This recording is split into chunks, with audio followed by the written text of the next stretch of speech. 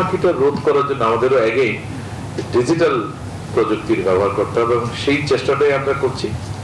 প্রত্যেকটা জায়গায় যেখানে যেখানে ডিজিটাল ডিভাইস দিয়ে আমরা কানেক্ট করতে পারি, আমরা কানেক্টেড হবে যাতে করে অটোমেটিক্যালি ইনফরমেশন চলে আসে। মোটা দাগে যে আইডিয়াটা করা হয়েছে যে নন ট্যারিফ ব্যারিয়ার সেগুলোকে কতটুকু রিমুভ করা যায়।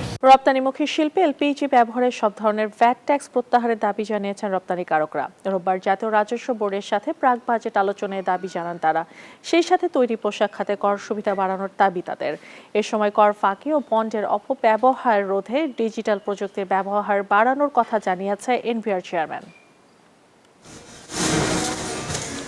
টানা ৮ মাস ধরে কমছে দেশের রপ্তানি আয়। মার্চে রপ্তানি আয় $3.48 বিলিয়ন নেমে এসেছে, যা এই অর্থ বছরের সবচেয়ে বড় ধস। একই সময়ে বেড়েছে উৎপাদন ব্যয়, যা চাপ তৈরি করেছে রপ্তানিমুখী শিল্পে।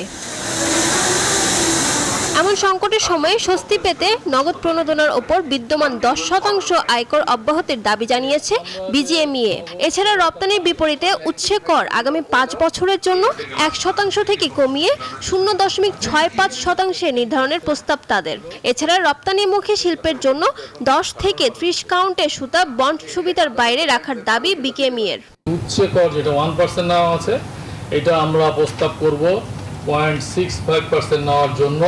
এই প্রাপ্যতার মান আনার পর আমরা ইউজ করে ফেললে ওইটাকে আবার কাগজপত্র জমা দিয়ে বন্ড থেকে আবার একটা নতুন করে প্রাপ্যতা নিতে হবে।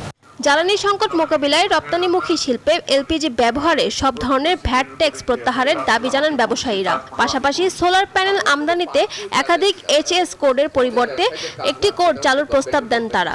সোলার এস্টাবলিশ করতে গেলে, প্যানেল বসাতে গেলে 4টা এইচএস কোড 4 রকম জায়গায় ঘন্না। এটাকে স্যার যদি আপনারা একটা এইচএস কোডের আন্ডারে নিয়ে আসতে পারেন, আমাদের জন্য একটু সুবিধা হয় কাজ করতে। ভ্যাট দিয়ে যেটাকে আনা হয় সেটা যাতে আমদানি প্রাপ্যতা লিমিটের বাইরে রাখা হয়। এ সময় এনবিআর চেয়ারম্যান জানান, ব্যবসা সহজ করতে কাজ করছে সংস্থাটি। একই সাথে কর ও ভ্যাট ফাঁকি ঠেকাতে ডিজিটাল নজরদারি জোরদার করা হচ্ছে। কর ফাঁকিটা রোধ করার জন্য আমাদেরও আগেই ডিজিটাল প্রযুক্তির ব্যবহার করতে হবে এবং সেই চেষ্টাটাই আমরা করছি।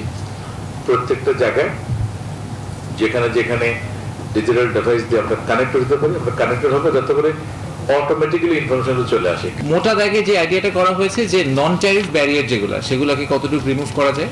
এছাড়াও করের আওতা বাড়াতে অটোমোডের ডাটাবেজ এবং ভ্যাট নিবন্ধন বাড়াতে আইনি সংস্কারের উদ্যোগ নিচ্ছে এনবিআর। ট্রান্সপারেন্ট সিস্টেম যদি আমরা ফারজানা রিয়া, নিউজ 24, ঢাকা।